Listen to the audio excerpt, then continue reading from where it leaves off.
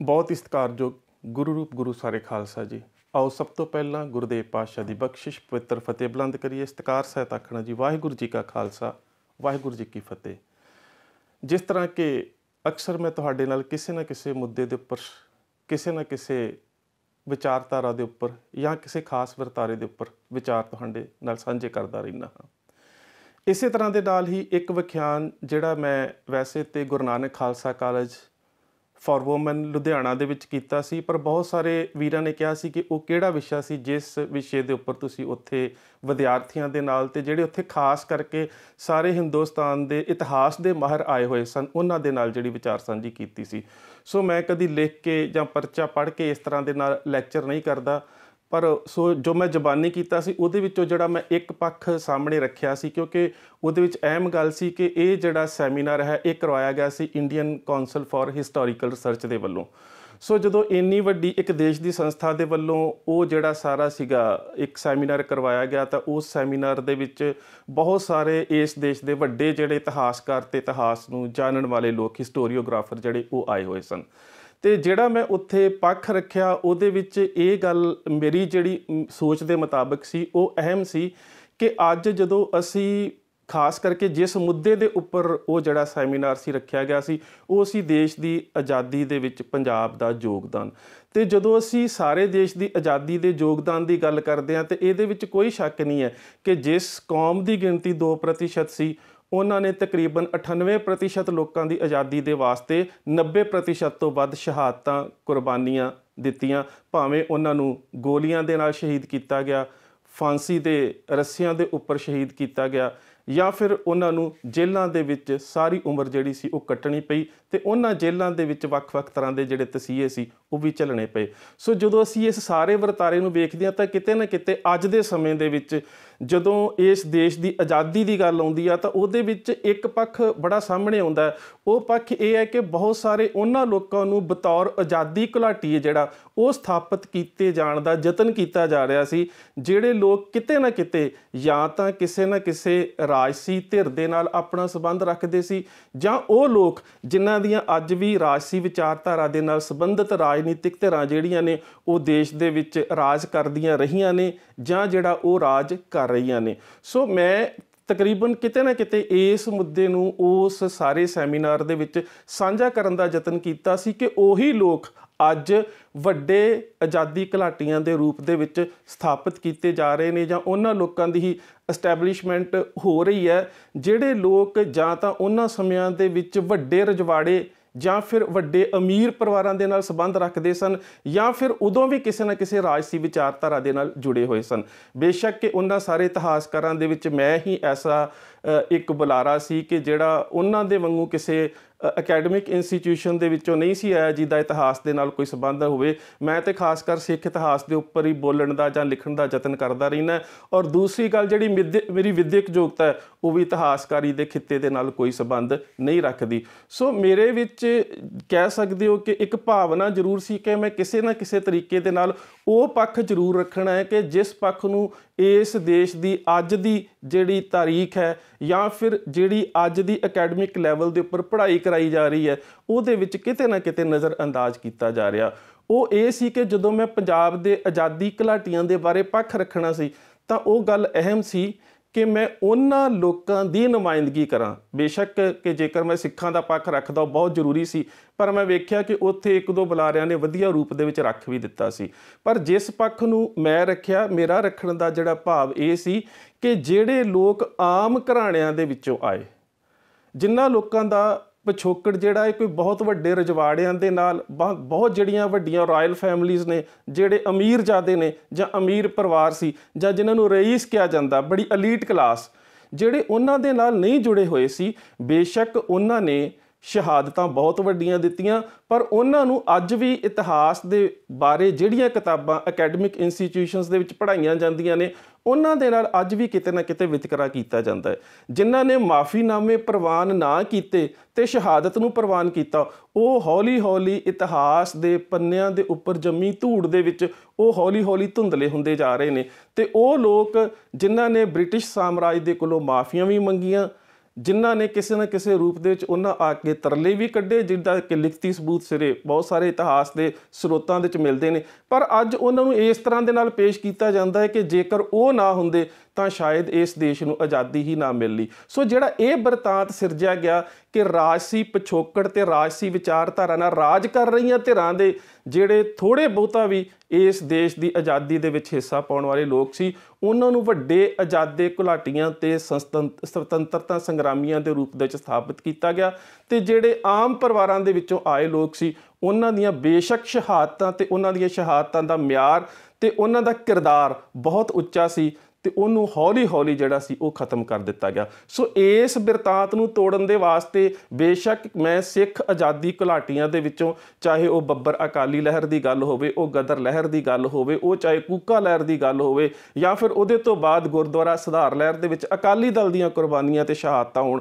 ਸੋ ਬਹੁਤ ਵੱਡਾ ਜਿਹੜਾ ਕਹਿ ਸਕਦੇ ਹੋ ਕਿ ਇਸ ਦਾ ਵਿਸਥਾਰ ਜਿਹੜਾ ਉਹ ਕੀਤਾ ਜਾ ਸਕਦਾ ਸੀ। ਪਰ ਮੈਂ ਇੱਕ ਐਸੇ ਸੁਤੰਤਰਤਾ ਸੰਗਰਾਮੀ ਜਾਂ ਫਿਰ ਇਸ ਦੀ ਆਜ਼ਾਦੀ ਲਈ ਜੂਝਣ ਵਾਲੇ ਇੱਕ ਗਰੀਬ ਪਰਿਵਾਰ ਦੇ ਉਸ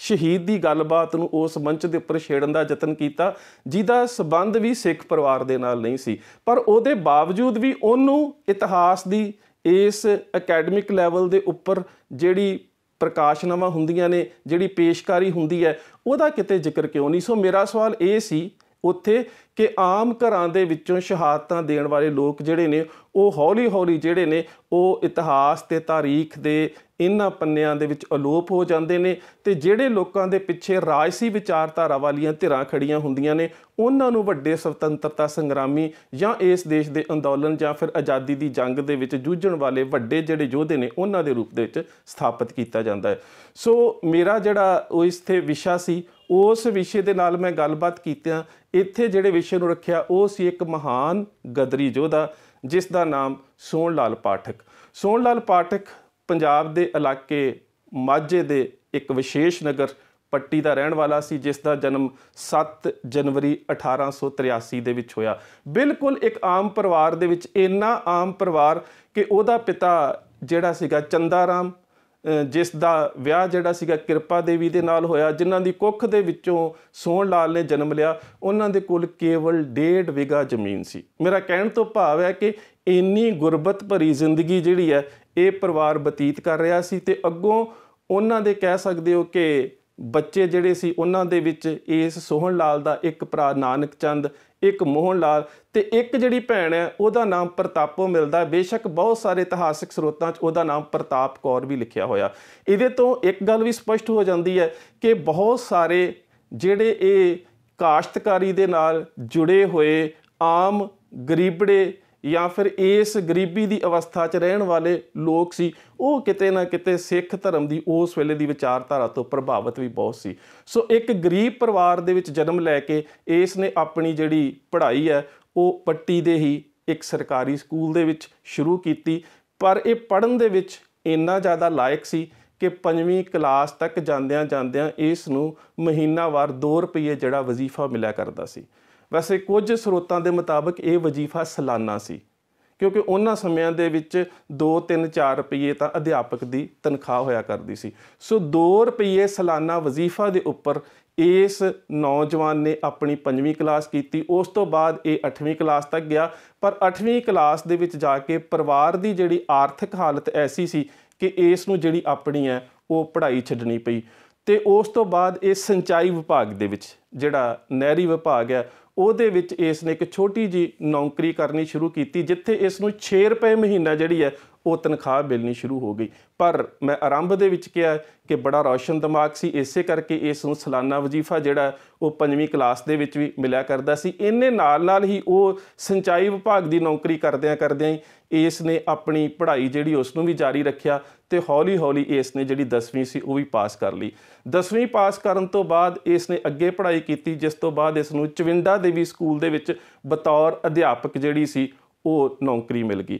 ਚਵਿੰਡਾ ਦੇਵੀ ਕੁਝ ਸਮਾਂ ਨੌਕਰੀ ਕਰਨ ਤੋਂ ਬਾਅਦ ਇਸ ਨੇ ਅਜਨਾਲੇ ਦਾ ਜਿਹੜਾ ਹਾਈ ਸਕੂਲ ਸੀ ਉਹਨਾਂ ਸਮਿਆਂ ਦਾ, ਉਹਦੇ ਵਿੱਚ ਨੌਕਰੀ ਕੀਤੀ, ਜਿੱਥੇ ਇਸ ਨੂੰ 8 ਰੁਪਏ ਮਹੀਨਾ ਜਿਹੜੀ ਸੀ ਤਨਖਾਹ ਮਿਲਣੀ ਸ਼ੁਰੂ ਹੋ ਗਈ। ਉਮਰ ਜਿਹੜੀ ਸੀ 18-19 ਸਾਲ ਦੀ ਹੋਈ ਤੇ ਇਹਦਾ ਵਿਆਹ ਜਿਹੜਾ ਵਾ ਉਹ ਕਲਾਨੌਰ ਨਿਵਾਸੀ ਲక్ష్ਮੀ ਦੇਵੀ ਦੇ ਨਾਲ ਹੋਇਆ। ਪਰ ਕੁਦਰਤਨ ਜਾਂ ਫਿਰ ਅਸੀਂ ਕਹਿ ਸਕਦੇ ਹਾਂ ਕੋਈ ਵਿਧ ਇਵੇਂ ਦੀ ਬਣਨੀ ਹੁੰਦੀ ਹੈ कि जदों ਇਹਦੇ ਘਰ ਬੱਚੇ ਨੇ ਜਨਮ ਲਿਆ ਤੇ ਬੱਚੇ ਦੇ ਲੈਣ ਸਾਰ ਹੀ ਇਹਦੀ ਜਿਹੜੀ ਪਤਨੀ ਸੀ ਉਸ ਦੀ ਮੌਤ ਹੋ ਗਈ।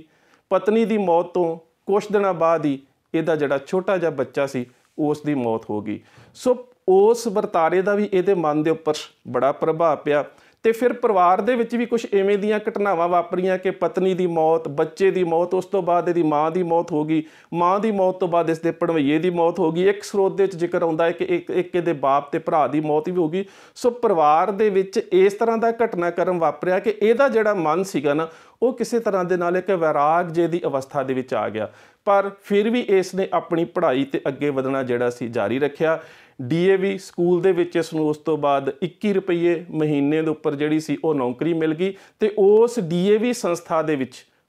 ਪੜ੍ਹਾਉਣ ਦੇ ਦੌਰਾਨ ਇਹਦਾ ਸੰਬੰਧ ਜਿਹੜਾ ਲਾਲਾ ਲਾਜਪਤ ਰਾਏ ਤੇ ਪੰਡਿਤ ਹਰਦਿਆਲ ਵਾਲਾ ਧੜਾ ਸੀ ਉਸ ਧੜੇ ਦੇ ਨਾਲ ਸੰਬੰਧ ਹੋਇਆ ਤੇ ਉਸ ਤੋਂ ਇਹਨੂੰ ਇਹ ਪਤਾ ਲੱਗਾ ਕਿ ਕੇਵਲ ਤੇ ਕੇਵਲ ਸਾਨੂੰ ਨੌਕਰੀਆਂ ਤੱਕ ਹੀ ਸੀਮਤ ਨਹੀਂ ਰਹਿਣਾ ਚਾਹੀਦਾ, ਇਸ ਦੇਸ਼ ਨੂੰ ਗੋਰਿਆਂ ਤੋਂ ਆਜ਼ਾਦ ਕਰਾਉਣ ਦੀ ਵੀ ਲੋੜ ਹੈ। ਸੋ ਉਸ ਸਮੇਂ ਇਹ ਜਿਹੜਾ ਸੀਗਾ ਇਸ ਨੂੰ ਥੋੜ੍ਹਾ ਜਿਹਾ ਦੇਸ਼ ਭਗਤੀ ਦਾ ਜਿਹੜਾ ਸੀ ਰੰਗ ਲੱਗਾ। ਪਰ ਵਿਦਿਅਕ ਖੇਤਰ ਦੇ ਵਿੱਚ ਕਾਫੀ ਇੰਟੈਲੀਜੈਂਟ ਹੋਣ ਕਰਕੇ ਉਸ ਸਮੇਂ ਜਿਹੜੀ ਇਹਨਾਂ ਦੇ ਵੱਲੋਂ ਅਖਬਾਰ ਕੱਢੀ ਜਾਂਦੀ ਸੀ ਵੰਦੇ ਮਾਤਰਮ, ਉਸ ਦਾ ਇਸ ਨੂੰ ਸਹਿ ਸੰਪਾਦਕ ਜਿਹੜਾ ਸੀ ਉਹ ਨਿਯੁਕਤ ਕੀਤਾ ਗਿਆ। ਹੁਣ ਉਸ ਸਮੇਂ ਨੂੰ ਵੇਖੋ, ਜਦੋਂ ਉਸ ਸਮੇਂ ਦੇ ਵਿੱਚ ਵੰਦੇ ਮਾਤਰਮ ਅਖਬਾਰ ਕੱਢੀ ਜਾ ਰਹੀ ਸੀ, ਇਹ ਉਸ ਦਾ ਸਹਿ ਸੰਪਾਦਕ ਸੀ ਤੇ ਉਹਨਾਂ ਦਿਨਾਂ ਦੇ ਵਿੱਚ ਅਕਾਲੀ ਦਲ ਵੱਲੋਂ, ਬੱਬਰ ਅਕਾਲੀਆਂ ਦੇ ਵੱਲੋਂ ਜਿਸ ਤਰ੍ਹਾਂ ਦਾ ਸੰਘਰਸ਼ ਲੜਿਆ ਜਾ ਰਿਹਾ ਸੀ, ਕਈ ਵਾਰ ਉਹਦੇ 'ਚ ਅਕਾਲੀ ਦਲ ਦੀ ਜਿਹੜੀ ਤਾਰੀਫ ਹੈ, ਜਿਹੜੇ ਉਸ ਸਮੇਂ ਦੇ ਅਕਾਲੀ ਸੀ, ਮੈਂ ਅੱਜ ਦੇ ਅਕਾਲੀ ਦਲ ਦੀ ਗੱਲ ਨਹੀਂ ਕਰਦਾ, ਜਿਹੜੇ ਉਸ ਸਮੇਂ ਦੇ ਅਕਾਲੀ ਸੀ, ਉਹਨਾਂ ਦੀ ਅਕਾਲੀਆਂ ਦੀ ਤਾਰੀਫ ਦੇ ਵਿੱਚ ਕਿਤੇ ਨਾ ਕਿਤੇ ਕੋਈ ਲੇਖ ਜਾਂ ਕਵਿਤਾਵਾਂ ਛਪਦੀਆਂ ਸੀ। ਸੋ ਇਹਦੇ ਮਨ ਦੇ ਵਿੱਚ ਇਸ ਗੱਲ ਦੀ ਤਾਂਘ ਪੈਦਾ ਹੋਈ ਕਿ ਜੇਕਰ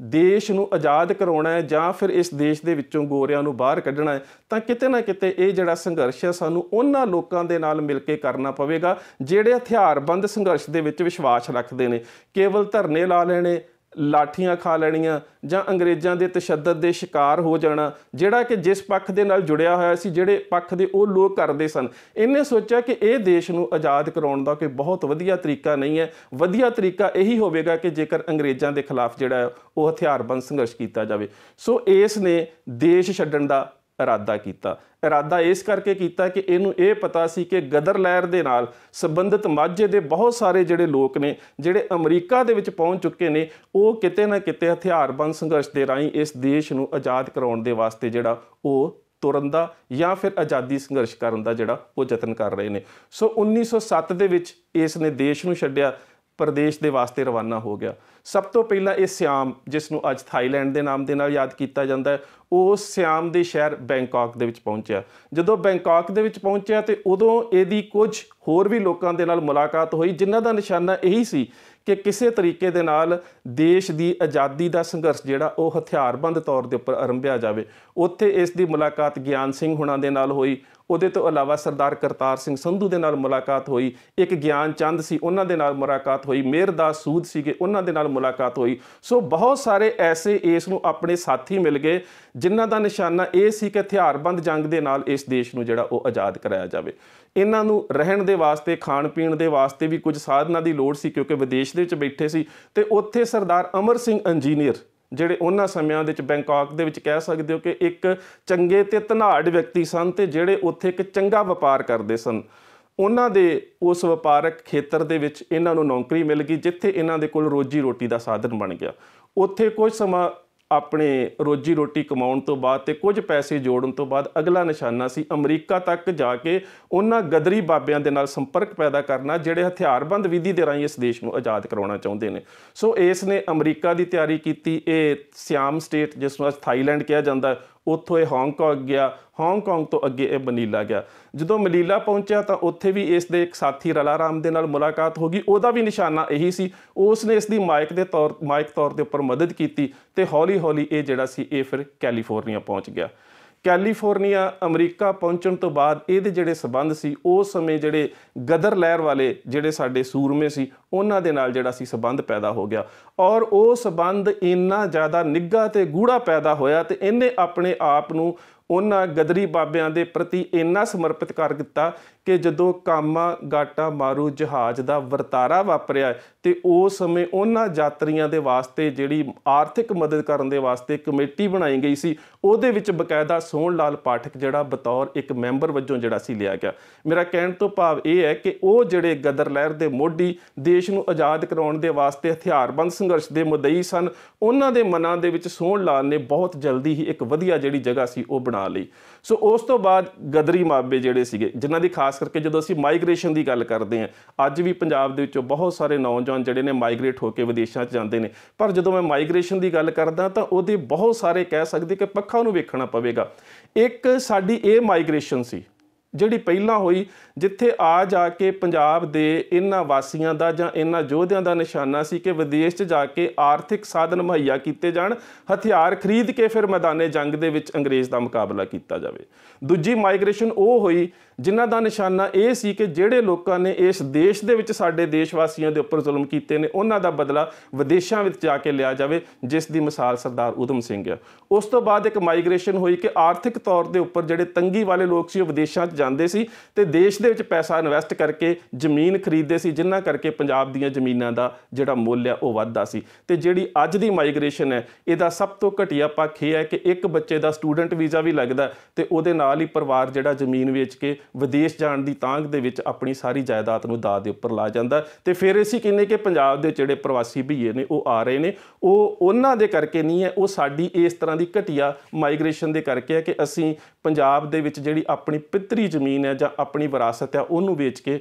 ਵਿਦੇਸ਼ਾਂ ਦੇ ਵਿੱਚ ਜਾਣਾ ਸ਼ੁਰੂ ਕਰ ਲਿਆ। ਸੋ ਇਸ ਨੇ ਜਿਹੜਾ ਸੀਗਾ ਹਥਿਆਰਬੰਦ ਸੰਘਰਸ਼ ਦੇ ਵਾਸਤੇ ਉਹਨਾਂ ਗਦਰੀ ਬਾਬਿਆਂ ਦਾ ਸਾਥ ਲਿਆ ਔਰ ਉਹਨਾਂ ਗਦਰੀ ਬਾਬਿਆਂ ਦੀ ਉਸ ਸਾਰੀ ਵਿਉਂਤ ਦੇ ਮੁਤਾਬਕ ਇਸ ਦੀ ਡਿਊਟੀ ਲੱਗੀ ਕਿ ਬਰਮਾ ਦੇ ਵਿੱਚ ਜਾ ਕੇ, ਕਿਉਂਕਿ ਸੰਸਾਰ ਜੰਗ ਦਾ ਸਮਾਂ ਸੀ, ਬਰਮਾ ਦੇ ਵਿੱਚ ਜਾ ਕੇ ਜਿਹੜੇ ਬਰਤਾਨੀਆ ਦੀ ਫੌਜ ਦੇ ਵਿੱਚ ਪੰਜਾਬੀ ਤੇ ਖਾਸ ਕਰਕੇ ਇਸ ਦੇਸ਼ ਨਾਲ ਸੰਬੰਧਿਤ ਲੋਕ ਜਿਹੜੇ ਨੇ ਉਹ ਨੌਕਰੀ ਕਰ ਰਹੇ ਨੇ, ਉਹਨਾਂ ਨੂੰ ਬਗਾਵਤ ਦੇ ਵਾਸਤੇ ਜਿਹੜਾ ਸੀ ਉਕਸਾਇਆ ਜਾਵੇ। ਇਸ ਨੇ ਬਰਮਾ ਦੇ ਵਿੱਚ ਪਹੁੰਚ ਕੇ ਬਗਾਵਤ ਦੇ ਵਾਸਤੇ ਬਹੁਤ ਜ਼ਿਆਦਾ ਅਹਿਮ ਰੋਲ ਨਿਭਾਇਆ ਔਰ ਇੱਕ ਐਸੀ ਬਗਾਵਤ ਹੋਈ ਜਿਹਦੇ ਵਿੱਚ 8 ਜਿਹੜੇ ਸੀ ਅੰਗਰੇਜ਼ ਅਫਸਰ ਮਾਰੇ ਗਏ, 48 ਦੇ ਕਰੀਬ ਜਿਹੜੇ ਗੋਰੇ ਸਿਪਾਹੀ ਸੀ ਉਹ ਮਾਰੇ ਗਏ, ਬੇਸ਼ੱਕ ਕਿ 400 ਬਾਗੀਆਂ ਦਾ ਵੀ ਨੁਕਸਾਨ ਹੋਇਆ। ਉਸ ਤੋਂ ਬਾਅਦ ਇਸ ਦਾ ਨਿਸ਼ਾਨਾ ਸੀ ਕਿ ਹਥਿਆਰਾਂ ਸਮੇਤ ਹਿੰਦੁਸਤਾਨ ਪਹੁੰਚ ਕੇ ਅੰਗਰੇਜ਼ਾਂ ਦੇ ਖਿਲਾਫ ਜਿਹੜਾ ਉਹ ਸੰਘਰਸ਼ ਜਾਰੀ ਕੀਤਾ ਜਾਵੇ। ਸੋ ਇਸ ਦਾ ਇੱਕ ਸਾਥੀ ਨਾਰਾਇਣ ਸਿੰਘ ਸੀ। ਸੋ ਇਸ ਦੀ ਜਿਹੜੀ ਮੁਲਾਕਾਤ ਸੀ ਨਾਰਾਇਣ ਸਿੰਘ ਦੇ ਨਾਲ ਹੋਈ। ਇਹਨਾਂ ਦੋਹਾਂ ਨੇ ਸੋਚਿਆ ਕਿ ਕਿਸੇ ਤਰੀਕੇ ਦੇ ਨਾਲ ਜਿੱਥੇ ਅਸੀਂ ਇੱਥੇ ਬਗਾਵਤ ਕਰਨੀ ਹੈ, ਉਹਦੇ ਨਾਲ ਅਸੀਂ